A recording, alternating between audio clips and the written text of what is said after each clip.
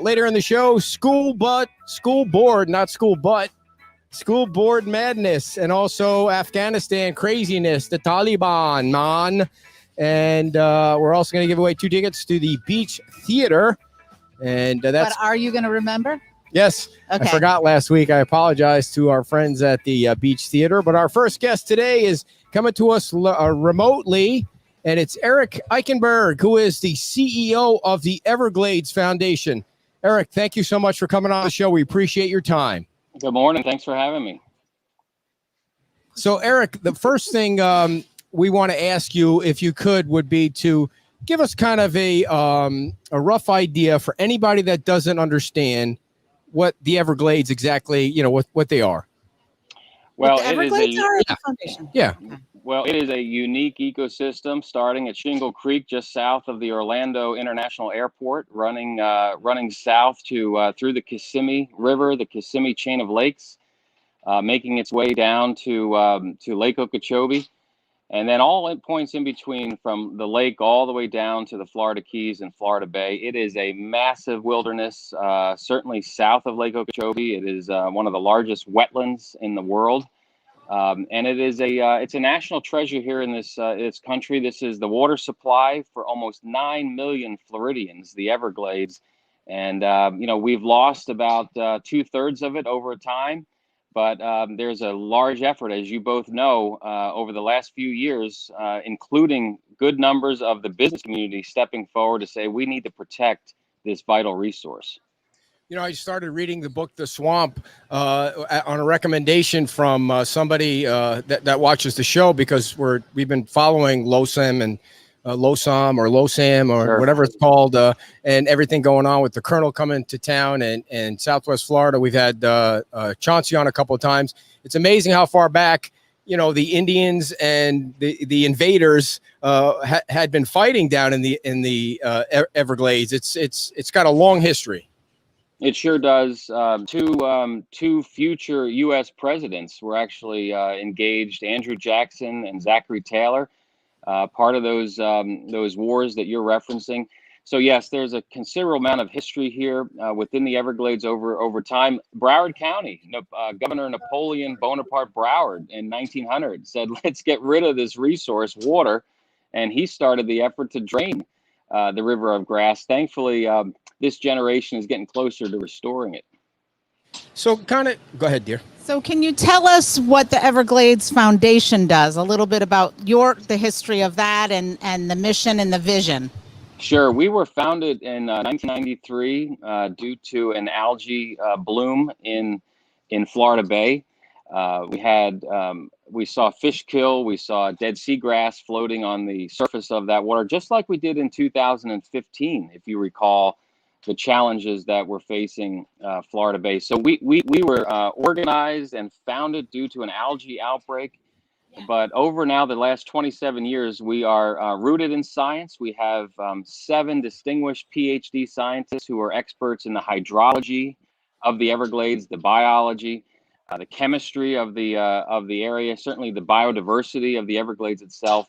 And we take that science and do the best we can to ensure that elected officials at the federal, state, local levels are ensuring that the comprehensive Everglades plan, now that's 21 years old, is fully implemented.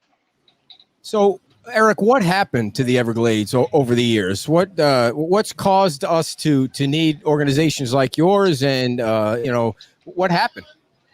Well, we could certainly spend a couple segments on that question because it's an important one. But I will just point viewers back to the late 1980s when the U.S. Attorney of the United States, the U.S. Attorney Dexter Leighton, filed a lawsuit against the state of Florida for pollution, for polluting the Everglades, water coming off the agricultural farms, the sugar farms south of Lake Okeechobee, pollution running into Everglades National Park. That lawsuit in the late 1980s, early 1990s, forged action at the state level to begin the cleanup of the Everglades. We can't afford to see the pollution that has ravaged the Caloosahatchee, that has ravaged Southwest Florida, that's ravaged the East Coast. That was happening in the Everglades back again in the early 90s A lawsuit was filed. There was a settlement to that. We now have 70,000 wetlands south of the sugarcane fields to make sure that clean water is flowing into the Everglades. That same approach that was taken a couple decades ago, we need to get as serious about the pollution that's being dumped to the west. It needs to be redirected, quite frankly. That water needs to stop going when it's not needed to the Caloosahatchee, to the St. Lucie, and it needs to go south. And now, besides polluted water, it's very dry down there, right? I mean, you guys, they need some water to rehydrate the area. They sure do. Everglades National Park is desperate for water. Florida Bay, as I mentioned, in 2015 had 60,000 acres of dead seagrass because it was too salty. The salt water, the salinity level in Florida Bay was higher than the ocean. So we go through this yo-yo approach of too much water, not enough water. Everglades restoration, for those that are with us this morning, it is all about ensuring that we redirect the way water flows from Okeechobee. It is desperately needed to recharge the aquifer, to get down to Everglades National Park, and to the fishing capital of the world, Florida Bay. And so to that effort, can you talk a little bit about the projects that are, you know, we talked a little bit about SERP, which I believe was started in 2000, supposed to be done in 2030. Yes. And we have a bit of a ways to go to get there. But can you talk about some of the things that have recently come online or at least are in the process to that end? Yes, and I appreciate that question because I firmly believe this is the decade for the Everglades. We've circled the year 2030 to make sure that we push and we advocate for the construction of these projects that you referenced. I would say that the most recent and the most significant was the approval of the reservoir south of Lake Okeechobee. And I point that out because that is critically important to Fort Myers. It's critically important to Sanibel Captiva, to the Southwest Coast. Because again, that water is going to be stored, cleaned, and sent south. It's going to be a relief valve to the Caloosahatchee estuary. But that project alone, Kim, was authorized by Congress in 2000.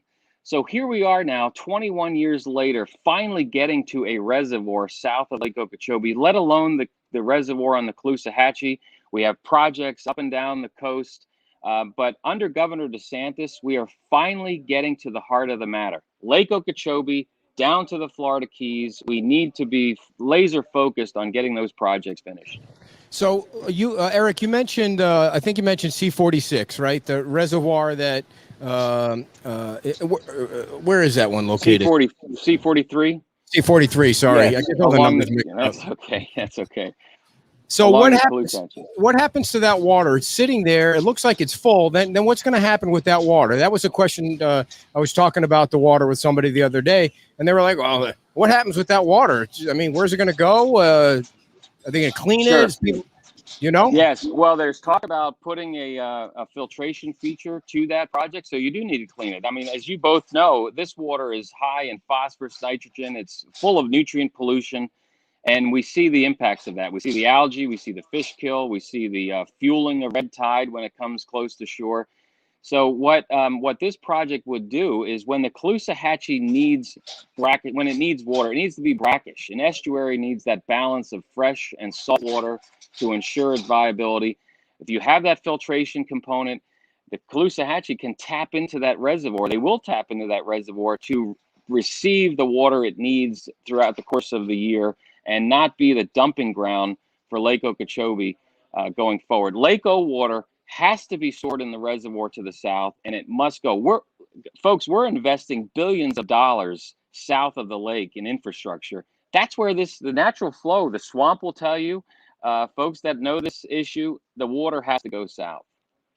Pull up that website. Yeah. So he's going to pull up a picture of the historical flow of Lake Okeechobee and then kind of what we have now. Can he see that? Yeah, I think so. Yes, yeah. Can you see that? Yeah. And I think that this is simple, but it does get the point about how so much water used to go down there through the river of grass and now not so much. Not so much. And as you can see on the graph, graphic to the right, the way they engineered it, and it's the irony of here is that it's the same federal agency, the Army Corps of Engineers, that dug all the canals and had the flood control system in 1948 constructed. And by the way, that project that was authorized by Congress was to support 2 million people. We're still using the same set of infrastructure that they had back in the 40s.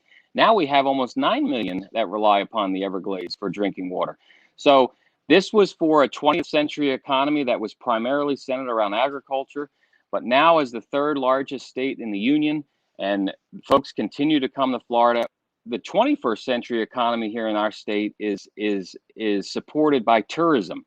This is a tourism-based economy. We have to get the water right because, as the state economist said a couple of years ago, the biggest threat, the man-made threat to the state economy are man-made crises. And our algae issues, our water issues, unfortunately, are man-made. I know recently there's been a couple of things, projects that have come online. I know there was a release news press release yesterday about a seepage wall that's going to be built. Can you talk a little bit about that and then talk about the Tamiami roadbed project? So this is how it will flow, pun intended. So they're raising Tamiami Trail, US 41, and I encourage people next time you go to Miami, take 41, and you'll see the beautiful vistas and views from these bridges. So we've bridged 41, 3.5 miles of 12-foot bridges. Water is finally flowing into Everglades National Park almost 100 years later. They've removed the original Tamiami roadbed, which is, again, a critical step. They've increased these pump stations that move water. But they found was there's a section of Miami-Dade County where there's about 40 homes that were built on the other side of the levee. So when water goes into Everglades National Park on the east side, it floods those homes, regardless of the fact that they built them again on the other side of the levee in the Everglades. So what was announced yesterday, the Water Management District, led by Chauncey Goss as governing board chair, will construct a curtain wall about 15 to 20 feet, I believe, down, so that it cuts off any water that we're putting into the park from being leaked out to Miami-Dade County. So this seepage wall will keep more water in the park. That's the whole point. We got to get that water. Your graphics showed it. That natural flow is a southwesterly direction all the way down the Florida Bay. This curtain wall and this seepage barrier will be a big benefit. Yeah, I was reading that it's 2 miles long, 63 feet deep, and 26 inches wide. It's going to be done, they said, in April 2022. Like that seems like a big project done real fast. So I mean, that's amazing. Well, it was the most impressive chainsaw I've ever seen yesterday, being out there with the lieutenant governor. But yes, so you have those statistics, which are very impressive. And I want to, though, come back on your point there. What's happening now is there's a great sense of momentum and immediacy. We have to do this. We cannot afford to let the status quo or let special interests or, in my judgment, let demagogues try to delay or sidetrack the momentum that we're seeing. So the realtors that are listening, small business owners, chambers of commerce members, anglers, boaters, you all must rally to ensure that these projects are built here in the next couple of years. So, Eric, how do you restore the Everglades? Well, it takes money. It takes considerable amount of money, and we're working all angles. I must give the governor credit. On day 2, he outlined a $2.5 billion plan for the Everglades. He's now 3/4 from that goal to that goal, which is tremendous. So the state of Florida is investing a bunch of money, and viewers need to recall in 2014 we all passed Amendment 1, the Land and Conservation Amendment to our state constitution. So when we transact real estate in the state, a third of those transactions go into this trust fund to help with Everglades restoration. So that's a big pot of money that the state can tap into. The governor's made it a priority. We're working with our members of Congress in Washington to get money that's needed for the Army Corps of Engineers. So we have a plan. The plan is clear. We just need the money to make sure these projects get built. Real quick, Eric, how big is the Florida Everglades? It's about the size of New Jersey. So Wow. it's a large geographical area. But Marjorie Stoneman Douglas eloquently wrote about the River of Grass, and when you hone in on that, that's the area south of Lake Okeechobee, that River of Grass area, and that's all being, I might add, decompartmentalized. So getting natural sheet flow, having water naturally flow through the Central Everglades, that's the core of it. But we like to call the Greater Everglades, again, from Orlando to Fort Myers all the way down to Key West. And how many alligators are actually in the Everglades? That's a great question. I don't know the head count, but I know one thing. This is the only place on earth where an alligator and a crocodile can coexist. And if Republicans and Democrats in Washington want to take a cue from how you can come together, Forget about it. Look no further.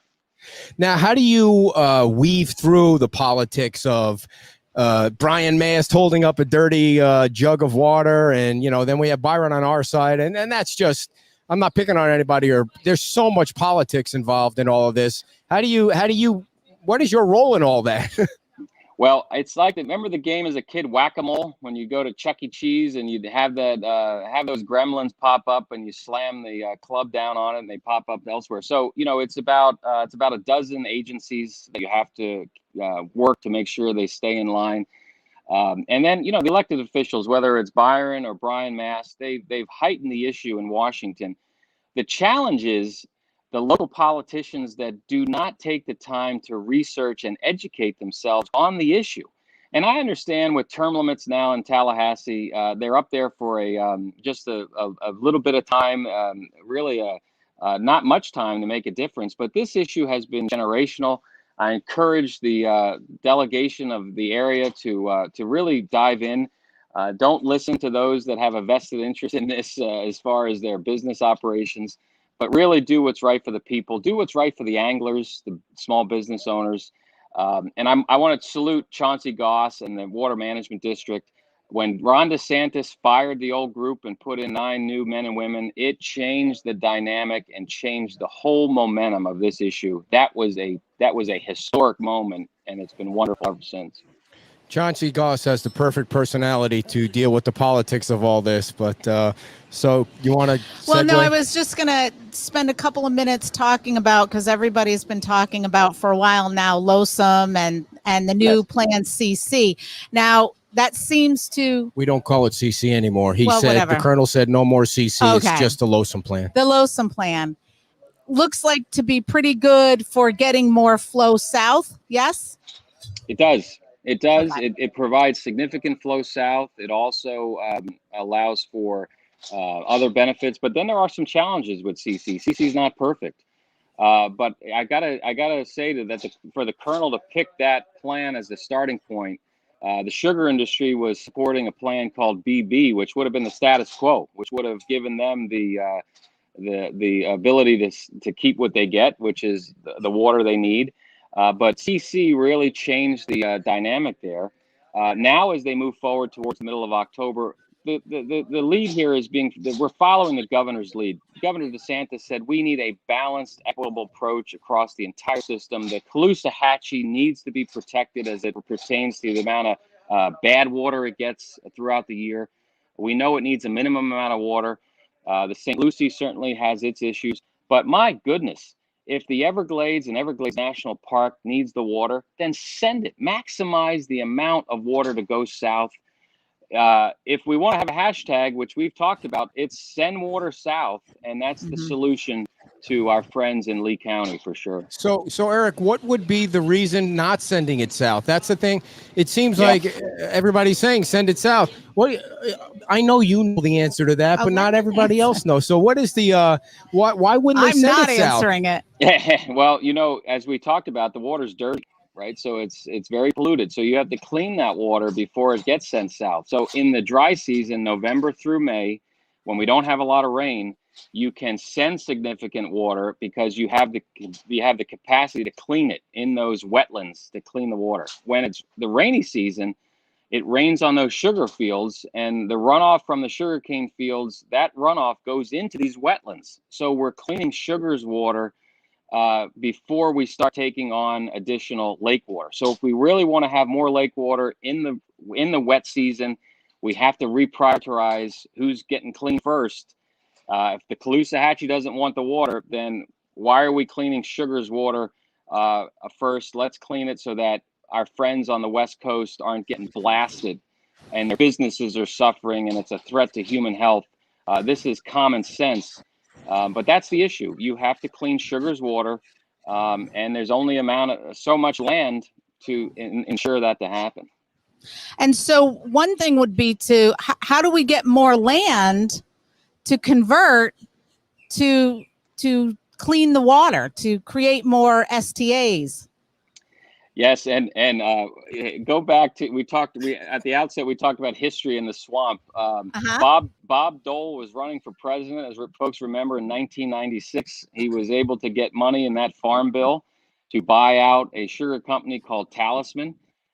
We had about 30,000 acres, if my memory holds, which was going to build the reservoir, Kim, that we talked about being authorized by Congress in 2001, and unfortunately, the reservoir didn't go because we built these wetlands to clean up Sugar's water. So we've been waiting since Bob Dole ran for president in 1996 for this reservoir.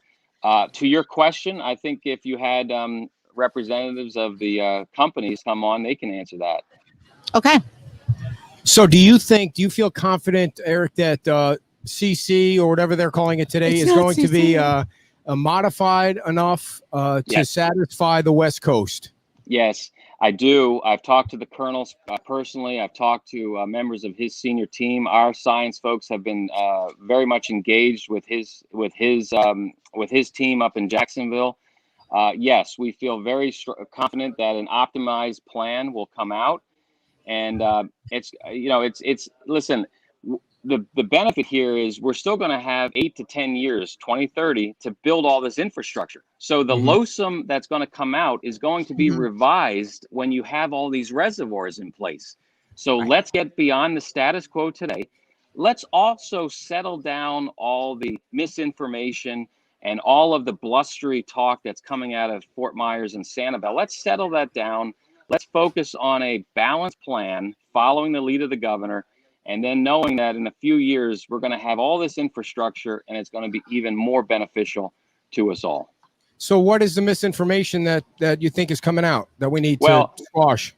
There's been a lot of talk about sending the water south, building these reservoirs. And then what happens is you hear concerted effort to build wells north of the lake, aquifer storage and recovery. So instead of having water hit the lake or hit the Caloosahatchee, let's pump it 3,000 feet into the aquifer or into the boulder zone and be done with it. The problem with that approach is what happens to Florida Bay? What happens to the fisheries down in the Keys when they're desperate for water? What happens when the Everglades is on fire because we're not flowing water south? ASRs are not the answer to the current challenge of the Caloosahatchee or the Everglades. So those that are putting a lot of their political capital now into shifting to ASR, they're misguided. They're misguided. The solution here is to take water from the lake, store it, clean it, and get it down to the Florida Keys. Our friends in Monroe County and Miami-Dade County, Broward County, they want the water. We need to get it flowing in the direction that God had it back before we messed it up. So you said you spoke to Colonel Kelly. When we had him over for dinner a couple weeks ago, we felt pretty confident. I'm just kidding. Have you spoken to Colonel Booth yet? Do you get the same vibe from Colonel Booth? I haven't. I have not with Colonel Booth. I'm going to see him in about 10 days. I look forward to that, getting to know him. He now plays a critical role. Colonel Kelly is going to hand off a plan that's going to be balanced. And then Colonel Booth, over the next year, heading into November of 22, is going to have to shepherd that new manual through the process. Because remember, the record of decision or the final verdict on this will not come out until November of 2022. I heard that on the day that he retires, Colonel Kelly is going to do a cannonball off the Herbert Hoover Dike. Is that true, or is that just a rumor? I would love to see the colonel in an airboat going from Lake Okeechobee through the canal all the way down to Florida Bay. Is there any truth that he's an alligator wrestler too, or is that just another rumor we hear that Fort Myers started? that could be another rumor, but I know Alligator Ron Bergeron. If the Colonel's an alligator wrestler, we should put him up with Bergeron. See who Did does you see better. the video of the lady that got her arm stuck in the alligator the other day, and the guy jumped in the? Unbelievable. Yeah, it's crazy. That's crazy. Go ahead, dear. Well, That's can the real we get question. back to Got a couple minutes left. Yeah, a couple minutes. So, in regards to the Everglades Foundation, do education, science, and advocacy. We've talked a lot about the advocacy kind of stuff. Can you tell us a little bit more about the education and the science that the foundation is doing and supporting? Yes, thank you for that. About 6 years ago, we started an education program, an Everglades literacy program. We found I was the first graduate. I was part of the first graduating class of Marjorie Stoneman Douglas in Parkland, and the high school is right there at the time, right up against the Everglades. Unfortunately, there was never any emphasis when I was there about the importance of the ecosystem, which was just off the baseball diamond. Let alone the importance of Marjorie Stoneman Douglas to this cause. So our board and our staff, we have been leaning in to taking this message of what does it mean to be Everglades literate. So from kindergarten to 12th grade, kids are now exposed to the Everglades, the importance of it. We're in 26 school districts across Florida, including Lee County, including Collier County. I want to give a shout out to Lake Park Elementary down in Naples. They were the first school that signed up for this program 6 years ago. We've trained over 100,000 teachers. It's a curriculum that was designed by teachers for teachers. And the whole hope here again is by the time a child graduates and they go on to college and become active in civics and in the community, they understand what's at stake as it pertains to Everglades. They're advocates for the Caloosahatchee. They're advocates for the waterways off Southwest Florida. And we're seeing great progress there. As far as the science, we realize that there's a lot of environmental groups that have scientists, but no one hones in on the Everglades specifically. So again, we have brought on distinguished talent who are totally focused or solely focused on Everglades restoration. They are an extraordinary group of people. Folks can check out evergladesfoundation.org to see some of their work. It's an important part of our mission. So before we let you go, I don't know if Ed knows this, but one of his very best friends, I think, is on your board of directors. Jimmy Buffett. Yes. Yes. We're grateful to Jimmy for his probably now almost 17, 18 years of service on our board. He is as passionate. He's as passionate for the Everglades as he is for the environment, let alone what a national treasure he is as an artist. Jack Nicklaus, the greatest golfer to live, is also on our board, let alone some great men and women. We have Bill Riley, who's one of our co-founders, who lives in Sanibel. Bill was one of the voices that really rang the bell on the challenges to the Everglades, and we're grateful for his leadership as well. So, Eric, can people get involved with the foundation, even if they might not live by where you're located? Can they still get involved and help out, donate, and all that? I hope so, Ed. We that's the critical point here. It's great. It's great to listen to this interview. It's also people get infuriated when they see pictures and they see what's happening. Take action. Go to evergladesfoundation.org. Sign up for our updates. Follow us on all the social media channels. If folks are able at the moment to text the word water, simply text the word water to 52886. 52886. You'll get a link back to us. That's a tool where we're able to send messages to our elected officials, encouraging them to stay the course. But if I were to, you didn't ask me this question, but as I look back on my tenure, a pivotal moment was in 2016, when the whole Now or Never Everglades movement took off. And it wasn't just a bunch of environmentalists making noise here. It was realtors. It was fishing boat captains. It was chambers of commerce up and down the coast. The business community has stepped up in a tremendous way. I encourage all business owners. This is your issue. This is about the future of Florida's economy. We all must rally. Well, Eric, thanks so much for your time. We appreciate it. Your staff was great in setting this up, and good luck. Anything we can do to help. We're going to put the text number out on our page, and we'll keep talking about it today, and the website address out there. And if there's any way we can get donations sent your way, we're going to do it. I appreciate you both. I have one last. So I would like to come down and visit the Everglades, but when is the best time to, or when is a good time? Because I know when it's wet, I think it's a little more difficult. So I'm guessing when it's drier.